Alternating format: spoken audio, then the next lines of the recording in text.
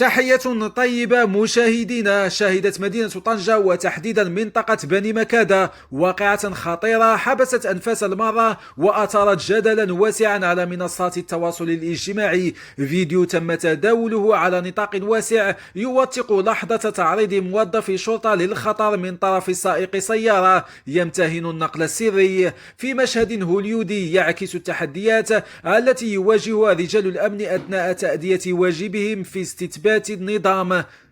بالعودة إلى تفاصيل الحادث، وحسب المعطيات المتوفرة فإن عناصر الأمن بحي الحداد كانت في صدد توقيف سيارة للاشتباه في تورط سائقها في النقل السري غير القانوني، وبدلا من الامتثال لأوامر التوقيف اختار السائق القيام بمناورة خطيرة حيث انطلق بسرعة جنونية بينما كان موظف الشرطة متمسكا بغطاء المحرك لمنعه من الفرار. الفيديو الذي تشاهدونه يظهر بوضوح كيف خاطر السائق بحياة الشرطي وسط حي أهل بالسكان، مما اضطر زملاء الشرطي والمرة للتدخل لمحاصرة المركبة وإنهاء هذه المغامرة غير المحسوبة.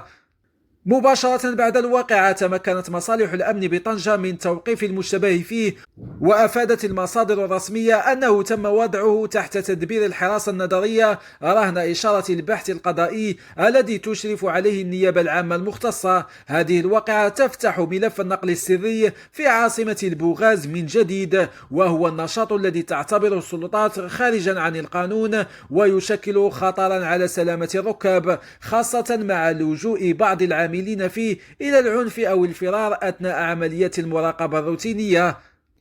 ويبقى السؤال المطروح: إلى متى ستستمر هذه المواجهات بين الخطافة والقانون؟ شكرا لكم على المتابعة، والسلام عليكم ورحمة الله تعالى وبركاته.